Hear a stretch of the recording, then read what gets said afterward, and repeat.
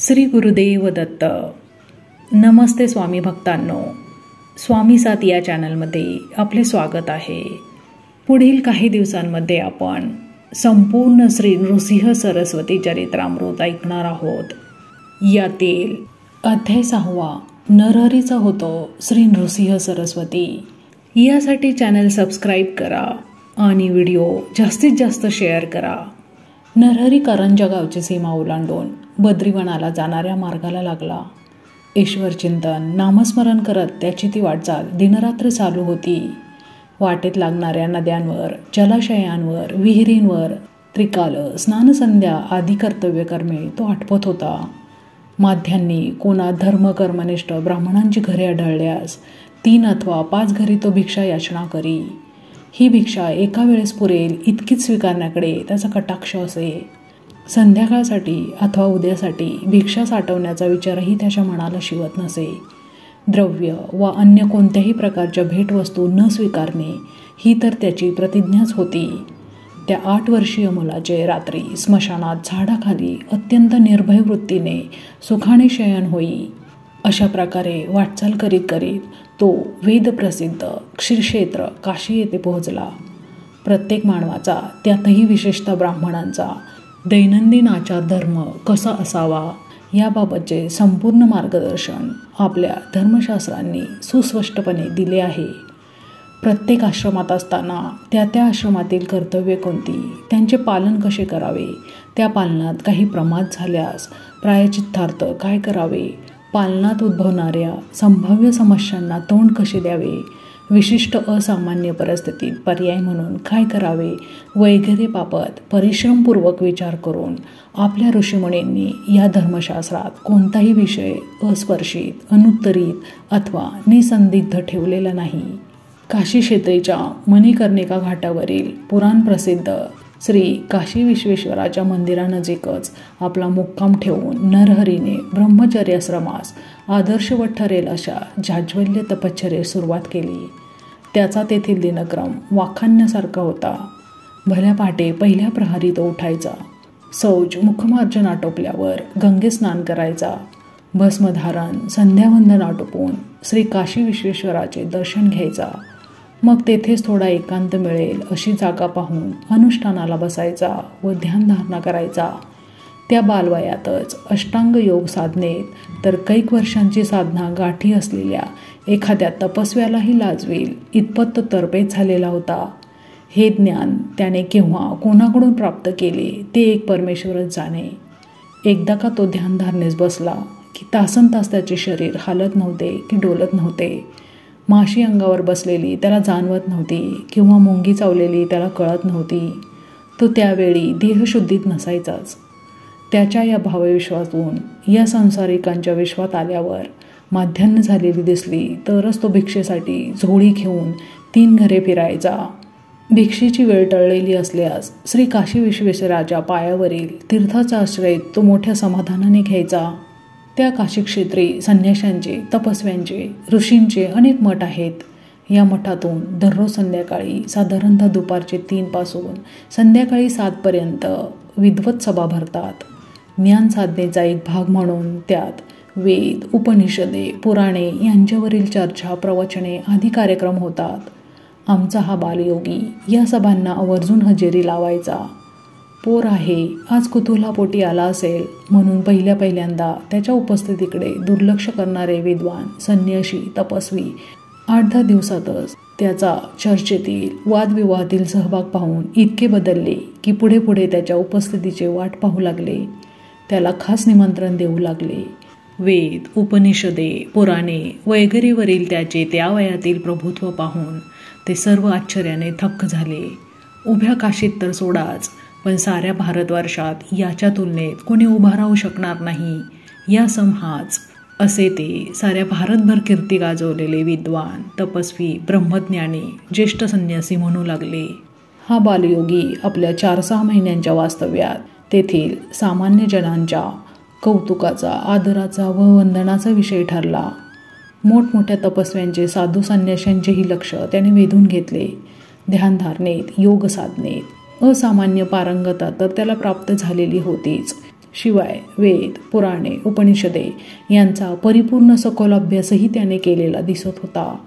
त्याच्या धर्माचरणात, कर्मनिष्ठेत, प्रयत्नपूर्वक शोधांतही दोष आढळत नव्हता. चेहऱ्यावरील तेज तर अलौकिक होते. ज्या अर्थी हा नक्कीच ईश्वरी अवतार आहे असे त्या ब्रह्मज्ञानी तपस्व्यांस, संन्यासांस वाटू लागले. सामान्य जन त्याला अत्यादराने वंदन करायचे. त्यांना आपल्या वयाची वा ज्ञानाची अडचण भासत नव्हती. पण ज्ञानवृद्ध, वयोवृद्ध तपस्वी, संन्यासी, साधू संत यांना त्याला नमन करण्याची होणारी उर्मी मोठ्या परिश्रमाने आवरावी लागत असे. त्यांचे वय त्यांच्या इच्छेआड येऊ लागले. संन्याशांना तर त्यांचा संन्यास धर्मच अडवू लागला. त्या काशी क्षेत्रातील दत्तघाटावरील आपल्या मठात कृष्ण सरस्वती नावाचे एक वयोवृद्ध यती राहत होते. ब्रह्मज्ञानी, महापुरुष, महामुनी म्हणून त्यांना सर्व ओळखत. त्यांचे लक्षही या बालयोग्याने आकर्षून घेतले. त्यांनी अंतर्ज्ञानाने जाणले की हा बालयोगी धर्मरक्षणार्थ, लोक उद्धारार्थ या अवनीतलावर आलेला आहे. याच्या वयाचा विचार न करता याला योग्य ते स्थान व मान देण्याचे आपण सर्वांचे आद्य कर्तव्य आहे असे त्यांना वाटू लागले. पण ते यतिवर्य असल्यामुळे त्याला नमस्कार करू शकत नव्हते. संन्यास धर्मानुसार संन्यासाने फक्त देवाला, मातेला व ज्येष्ठ वा ज्ञानी संन्यासालाच वंदन केले पाहिजे. विचार करता त्यांना असे पटले की हा बालयोगी संन्यासी म्हणून वावरू लागला तर आपली व आपल्यासारख्या इतरांची होणारी मानसिक कुचंबणा दूर होईल. संन्यास धर्माची आज चहूबाजूंनी अवहेलना होत आहे. ती केवळ थांबण्यासाठीच नव्हे तर जगद्गुरू आद्य शंकराचार्यांच्या आचार, विचार व उच्चारांमुळे संन्यास धर्माला जो लौकिक प्राप्त झाला होता तोच लौकिक पुनर्प्राप्त करून देण्यासाठीच या व्यक्तीच्या स्वरूपात ईश्वर अवतार झालेला आहे.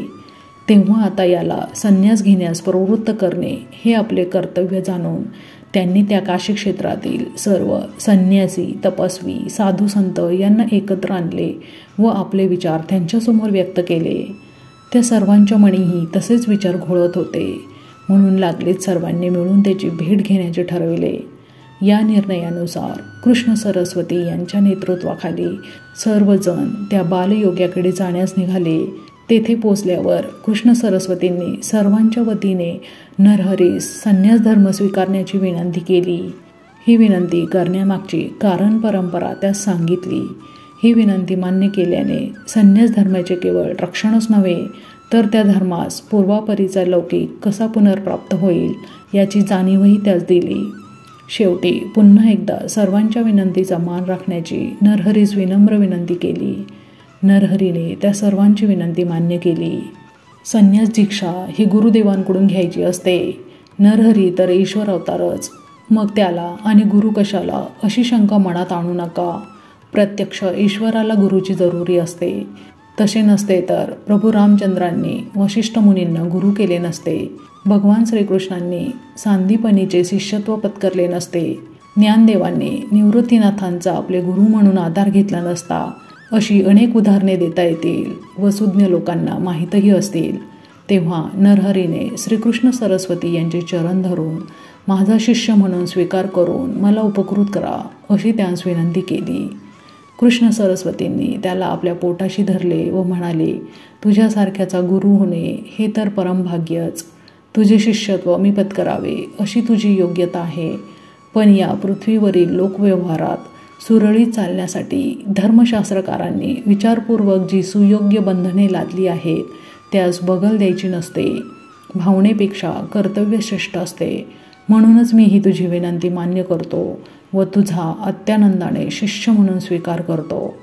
याप्रमाणे संन्यास घेण्याचा मार्ग मोकळा झाल्यावर लगेचच्याच एका शुभ मुहूर्तावर धर्मशास्त्रानुसार नरहरीस संन्यास दीक्षा देण्यात आली. कृष्ण सरस्वती यांनी नरहरीस दंड प्रदान केला व संन्यास धर्माच्या शास्त्रानुसार नृसिंह सरस्वती असे त्याचे नामाभिधान केले.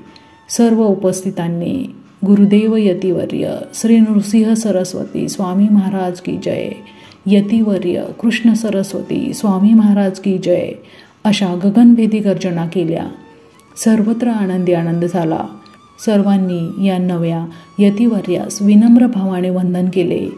याप्रमाणे आपला करंजाच्या अंबामाधव यांचा पुत्र नरहरी आता तो न राहता ते गुरुदेव यतिवर्य श्री नृसिंह सरस्वती झाले. यापुढे त्यांचा उल्लेख करताना अत्यादराने श्री गुरु अथवा गुरुदेव म्हणून उल्लेख करणे व त्यांचे पूर्वाश्रमीचे नरहरी हे नाव विसरणे योग्य व जरूर आहे हे सुज्ञात सांगणे न लागे. संन्यास स्वीकारल्यावर काशी क्षेत्री राहून त्यांनी अनेकांना वेदाभ्यासासाठी सहाय्य केले. सामान्यांना ईश्वर भक्तीचे महत्त्व पटवून दिले व ती कशी करावी याबाबतचे ज्ञान त्यांना दिले. जन्ममरणाच्या दुष्टचक्राच्या तावडीत पुन्हा म्हणून सापडायचे नसेल तर जीवनात काय करावे, कसे वागावे, आचार विचार व उच्चार कसे असावे याबाबतचे ज्ञान जनतेला दिले. साधू संन्यासी तापसी यांनाही त्यांच्या ज्ञानसाधनेत आवश्यक तेथे त्यांनी मार्गदर्शन केले.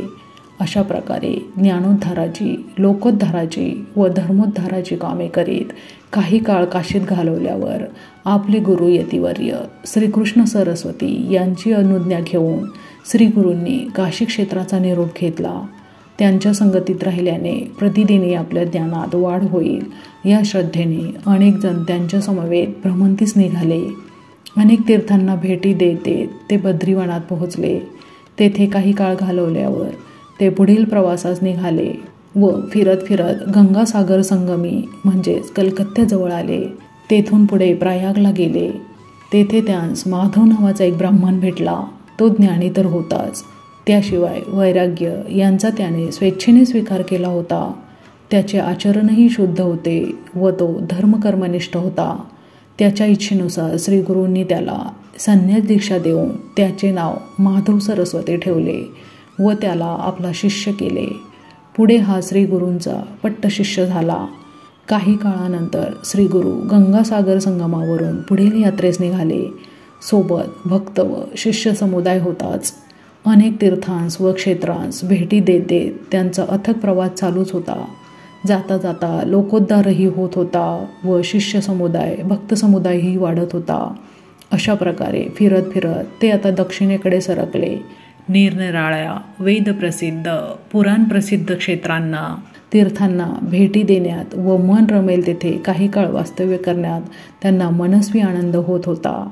अशा प्रकारे गृहत्यागानंतरचा हा 30 वर्षांचा प्रदीर्घ काळ केव्हा व कसा पसार झाला हे त्यांनाच कळले नाही. मग वचनबद्धतेनुसार मातृभेटीत जाण्याचा त्यांनी निर्णय घेतला व करंजाच्या दिशेने श्रीगुरूंचा प्रवास सुरू झाला.